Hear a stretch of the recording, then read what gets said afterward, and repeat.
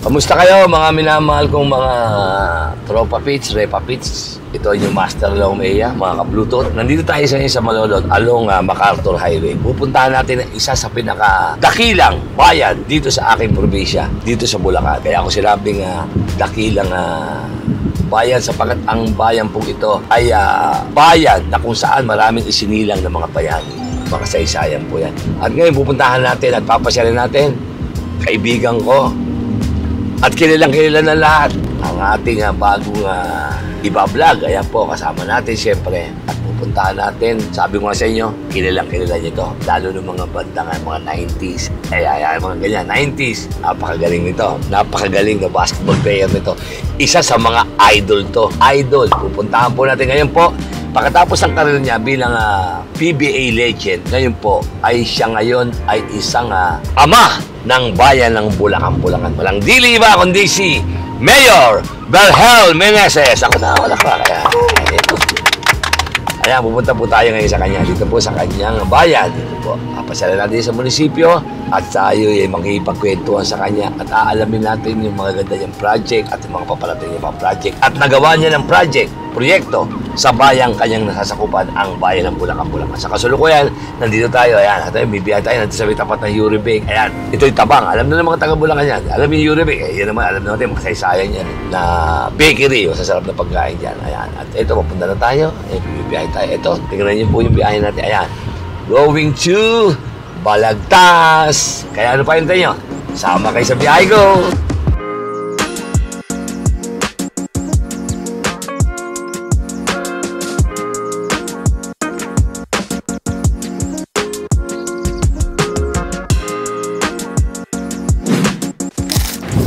You know, hello sa inyo mga tropa pits, mga repa pits, doon yung Master Lomea. Ang tanong, nasaan ako ngayon? Andito ako sa bayan ng Bulacan, kung saan ang bayan ng mga magigitik. Dahil dito pinanganak ang idol ko si Gregorio Goyong del Pilar. Ganyan lang magaling, alam niyo naman. At pupuntahan na dito, isa sa mga idol.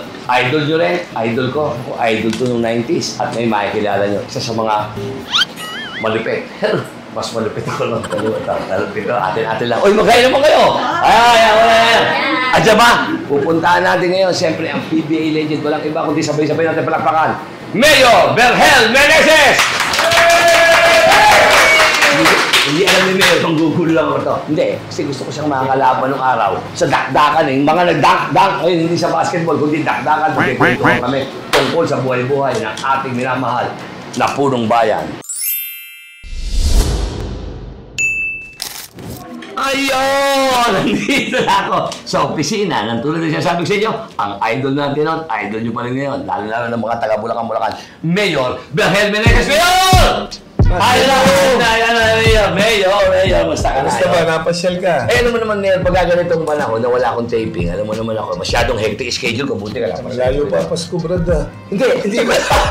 Alam mo naman, ting Pasko nandito ako Alam niyo po, ting Pasko nandito ako sa Mayor at siya, sagot niya, no, tsubuela ko. Ayan, Mayor, kamusta na? So far, maayos naman. Ayun, medyo busy ka ngayon, mga panahon na to. Oo, di ba nagkaroon ng bagyo nung nakaraan? Nakatutok tayo dito. Bagyo ng Enteng, ano? Tapos ngayon, validation namin ng SGLG para sa DILG. Ayun. Meron, itong nakaraang pag-usapan din nakaraang Enteng na to, nasa Lantaba itong Bulacan, hindi naman? Hindi naman ganun ka ang bahaan nitong nakaraan. Not compare nung nauna, nitong hindi naman. Ayun, salamat naman sa Diyos. Lagi naman naka-ready ang munisipyo para sa anuman tulong. Ayan, o tulad nga na sinabi ko, Mer, kwentuhan tayo dahil gusto kitang makasama nung araw sa basketball. Ano mo naman, kung nagkasabay tayo ng basketball nung araw, baka gahuling ka sa akin. Dahil yung pass break ko, ako rin ang kumukuha. Kaya ako yun. Hindi ako sumikat. Hindi ka sumikat. Ito ngayon, siyempre magkikwentuhan po tayo mga minamahal ko, mga nakatutok sa atin ngayon. Si Master Lomea. Asawa po natin siyempre ang Mayor, ang ama ng bayan ng Bulacan. Mayor Berhel Meneses. Mayor, ang una kong tanong yan, paano ka yung nagsimula bilang PBA player? O saan ka ba nag-aral? Di ba, lahat ng mga naging player, naging varsity yan. Saan ka unang-una naging school mo, tapos dire-diretso bilang, yung career mo bilang PBA legend? PBA star, dito sa bayan ng Bulacan, nagpaligay yung father ko dito sa Bangbang. So, sa 6 games namin, 2 points lang ako. Ako yung una naka-basket tapos wala na. Hanggang championship, binibigyan ako ng father ko ng every shot is 100 pesos. Tuwing makakashoot ka, 100 pesos. 100 pesos. Malaking Sa halaga na madaling yun. salita, wala ako na-shoot. Oo, wala ka 100. Kumbaga, naging tuksuhan sa akin dito na kinakantsawan ako ng mga tao. So, umuwi ako sa Malolos, sa mother ko. Doon ako madalas ngayon, nag-asa ako ng skills ko as a basketball player. Doon. So, pagbalik ko dito, okay na. Then, okay na ako, nakabalik na ako ng pagbabasketball dito hanggang napunta na ako sa JRU. Ay, JRU yung Jose Rizal University. Tama. Doon ka na nag-aral. At doon ka na naglaro na. Naglaro ako doon. National team ako. Then, after national team, pro na. Philippine Basketball Association. Pero tatanong ko lang, anong team yun? Anong team yung unang-unang mong napasukan sa PBA? Anong team?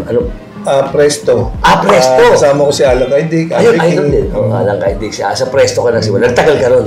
1 year lang kasi na-disband eh. Na-disband yun.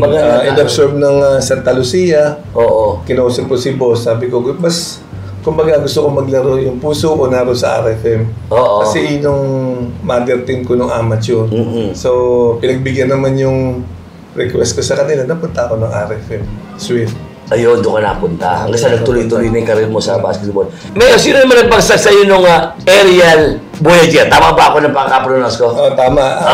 Sa pagkakaalala ko parang si Dick El Deponso. Dick El Deponso. Player din ba yan? Hindi, commentator siya. Commentator. Pati kang sports commentator. Siya yung nagbigay sa akin. Hindi naman sa kaharap kita, Mayor. Talaga isa sa mga hinangaan din talagang PBA player. Dahil iba rin ang galawan mo nung araw. Halos sa yung galaw mo, yun yung mga idol di ba? Yung mga talagang parang Jordan ng dating, di ba yun? At saka, Mayor, magmula nagaling ka na, tuloy-tuloy na yung karir mo bilang PBA player, tuloy-tuloy ka na, di ba? Nung mag-retiro ka na, anong taon yung nag-retiro ka, Mayor? 2006. Ay, 2006. Tapos pumasok, after 3 years, pumasok ako sa coaching, ginawa ko ng alma mater ko na JRU. Doon ka nag-coach For naman? 9 years. Talagang hindi ka pa rin bumitaw sa basketball. Talagang love na love mo basketball, ano? Siyempre gusto natin ma-share ko ano yung knowledge natin, yung skills natin sa mga players. Ayun. Hindi ngayon, Mayor, unahan natin, natapos ka na rin natapos na mo sa PBA. Siyempre, ganun talaga, natapos yung PBA player ka bilang legend na kung tawagin ka ngayon. Ang tanong ko ito, marami nagtatanong ngayon. May lahi ba kayong politiko? Oo, yung amain ko is matagal lang yung mayor sila dito, 2 sila. Na Bulacan. Tapos yung pilitan ko dito, yung mga pamangkin ko. Ayun. Ang tanong, bakit naman naisipan mo nga, yun tulad sila, sinauna lang yung tanong ko, paano mo naisipan naman na ibaling mo yung iyong pagmamahal sa basketball, napunta ka sa bilang public servant ngayon? Talaga bang yan gusto mo mapunta o makatulong sa bayan ng Bulacan, gano'n? Actually, bago ako pumasok, kinonsulta ko muna yung parents ko, especially yung daddy ko. No? Tinanong mo muna. Tinanong ko muna siya. Sabi ko, Papet, gusto kong mag-mayor sa Bulacan. Gusto kong makabawi sa bayan ng Bulacan na kung ano yung suporta nila sa akin during na naglalaro pa ako, gusto kong maibalik sa kanila pagdating sa serbisyo, makatulong ako sa kanila. Pumayag naman siya. Ano sabi ng tatay? Pumayag naman siya. Sabi niya, sige, kung iyan talaga yung calling mo, o yan talaga yung gusto mo, sige. At isang tangka mo pala nanalo ka na, Mayor. Yung unang laban mo, nanalo ka na kagad. Hindi, nung tumakbo akong vice mayor nung 2016, hindi ako pinalo. Doon 2019, siguro, sabi ko baka pang mayor eh. 2019 ako nanalo. As mayor na? As mayor. Kasi yung 2016 mo, nag-vice mayor ka na balataan ko dahil magkalapit bayan na naman tayo, hindi ka nga pinalad doon. Hanggang sa pumasok ka ng 2019, nag-mayor ka dire-diretso. Ayun na, nanalo ka na ng mayor. Ayun, kita-kita nyo, yun yung mga chismis at mga takdakan namin ng mayor. Ito ngayon ang tanong, yun. Ano yung mga siyempre, alam mo naman ang bayan ng Bulacan, laging alam naman natin, isa sa mga sikat ang bayan ng Bulacan. Dahil sabi ko nga, ito isang magiting na bayan dahil nandito pinanganak ko ate. Alam ko yan, si Gregorio Goyong del Pilar. Tawa ako, yan, Ito yun, ano yung mga project mo nga, itong mga, pang ilang term mo na ba to? Second term. Second term, may pangatlo ka pa pala. Sa dalawang term mo na yun, ano yung mga project mo na gawa rito sa bayan ng Bulacan? Ako magtatanong lang naman. Well, nung bago mag-pandemic siguro nagkataon din. Ang talagang unang naisip ko is paano ako makakapag-provide ng matuloy na serbisyo sa mga tao. So, nakapag-provide ako ng ambulansya, halos kada barangay. Ilang barangay ba to? 14. 14. Ang nagkaroon sa amin parang halos 11 ata, 10 or 11. Kasi yung father ko, nagka-COVID yun eh. Ang gusto niya is makapag-donate siya ng mga ambulansya kada barangay. So, nag-donate siya. May iniwan siyang pera sa amin. Ang ginawa namin, dinonate ng pamilya namin sa kada barangay. Naka-donate kami ng 4 ata o 5. Na ambulansya. Yun ang unang inisip ko pag upo ko. Pag upo mo kagad. Okay, kaso nagkataon na dumating nga yung pandemic naman. Ang nasa isip mo kagad yun pag ambulansya ito, nagkataon, bigla naman dumating yung...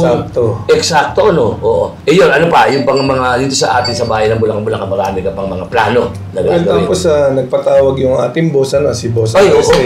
Oo. Nagpatawag siya, si Ramon Ang. Ayun, boss! Ayun si Boss Bayat, si Boss Ramon Ang. Tinanong niya ako kung ano yung mga priority ko sa Bulacan. So sabi ko, ang unang naisip ko rin, yung mga estudyante. Yung mga bata kasi nahihirapan sila.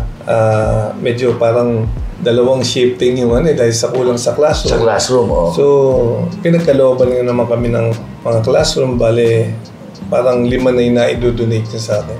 Ni Boss Ramon. And very supportive siya pag lumambing ako sa kanya about sa mga senior. Tinutulungan niya kagad ako basta para sa Bulacan. Sa bagay, speaking of Ramon Ang, talaga nakikita ko naman ang puso ni Boss na yan eh. Talagang sa pagtulong, minsan nakikita ko siya, sinasabi nga, maging simple, ganun pa mas siyempre, nagpapasalamat, malaki na ito. Wala nang chochi bereche. Walang masamang salita. Walang masamang salita. Isipin para sa kanya. Napaka mababang tao. O di, ngayon, tuloy-tuloy ang balita naman dito sa atin sa Bulacan dito, tuloy-tuloy ang pag-unlad at pag-asenso ng bayan ng Bulacan. Sa ngayon yun, 2 term ka na. May plano ka pa ba na itong darating na itong hinaharap na to susunod? Aminin na natin, darating ang susunod, darating ang halalan susunod. May plano ka pa dahil may 1 term ka pa? Tapusin ko muna, may 1 term pa ako. And may mga project pa rin kaming iniisip kung paano natin ba ibababa sa mga kababayan natin. Kumbaga, kung ano yung nasimulan ko noong first term ko, mini-maintain na lang namin yan. Dagdag lang kami. Dinadagdagan lang namin. For example, like sa mga scholar ko, sa mga senior, dinadagdag ko kasi lalo pag senior ko, binababa ko. Meron kami sariling soft pen eh. Ano ba yung SOPEN nyo? Social pension. Diba, sa bawat senior, oo. Nakakakuha sila sa national. Kami, may sarili ako dito. Ang LGU rito, may sarili kayo nagagaling mismo sa munisipyo. Di maganda, meron sila nakuha sa yung mga bedridden na soft pen, binababa ko sa kanila mismo. Pinahatid ko sa tahanan nila. Sa tahanan nila mismo, talagang yung mga hindi nakakapunta natin mga every year yun. Every year nangyayari yun. Yun ang dire-diretso sa pagtulong. Yun ang priority mo pala, ang senior at saka mga estudyante. Ano meron? Pero ang piece of order dito, okay naman. Bakit wala ko naidinig sa Bulacan, tahimik ha? Wala ko naidinig na wala naman, napakababa ka dito. Talagang halos zero nga. Oo, totoo yan. Very, yung namin dito, PNP, very active sila pagdating sa ganyan. Totoo po yan. Ako bilang taga-Bulacan dito, alam ko na kalapit lang kami ng Mayor Beryl Menendez. Wala nga ako nakikita ng gano'n. Di meron ka pang 1 term yun, tutuloy mo na ang, tatapusin mo na to bilang ang mauli ng Bulacan. Yun ang isa sa mga plano mo may darating. Siyempre, maraming nag-aabang sa atin, marami pang darating ng mga proyekto ka dito sa Bulacan. At marami rin papatulong. Ito, binabato lang sa akin. Alam naman natin, open naman sa lahat yan, na ang airport ay magkakaroon tayo dito sa Bulacan. Mismo dito sa bayan mo. Yes, kamusta na yun yung ginagawang airport dito? Well, right now, tapos na sila sa pagtambak. Hindi ko lang sure kung kailan sila magsisimula pagdating doon sa structure nila. And marami na rin tayo natulungan na mga nagtatrabaho from dito sa Bulacan. Nagtatrabaho sa dito sa ginagawang airport. Ayun. Adi sakali dito para sa atin, magkakaroon talaga rito. Magiging isa palang abalang bayan ito. Itong Bulacan pa nandito na airport. Yes, saka napakaganda rin ito pa sa bayan ng Bulacan. Bulacan talaga, oo. Napakaswerte nga ng Bulacan sapagkat dito yung... Unang-unang trabaho, employment. Trabaho. Magkakatrabaho talaga. At sana nga, dire-diretso, Mayor. At yung ako naman, bilang kaibigan mo, siyempre bilang dito rin interview, sabi ko nga sa'yo, pinasyalan kita rito at nakakwentuhan na kita ng personal. Sabi ko, dakdakan ang tawag rito. Hindi yung basketball. Hindi ako over rito. Hindi ako na rito. Ngayon na yun, maraming salamat sa pag-unlak mo sa akin at binisita kita. At syempre, sa bayan ng Bulacan, Mayor, binibigay ko sa iyo pagkakataon mo na usapin ang ating mga kababayan dito sa Bulacan. Sa mga kababayan ko, maraming salamat sa inyong patuloy na suporta at umasa po kayo. Kung ano po yung ipinangako ko sa inyo noong 2019, buwan ako kumaupo, hindi po magbabago yun. Lagi po kayong number 1 sa priority ko. Lagi po kayong nasa isip ko kung paano po ako makakatulong sa abot ng aking mga kaya. Kaya po, lagi po bukas ang aking tanggapan sa anumang tulong na kaya kong ipaabot sa inyo. Basta ito po ay nasa tamang pamamaraan. Maraming salamat po ha. Ito po inyong Master Lomea. Kasama natin siyempre Mayor Berhel Meneses ng Bulacan. At siyempre aking YouTube channel, FB page ko. Lagi po kayo sumubaybay sa mga nakapanood nyo. Abangan nyo palagi ako. Maraming po salamat. Ito po inyong Master Lomea. Sasabi sa inyo, God bless!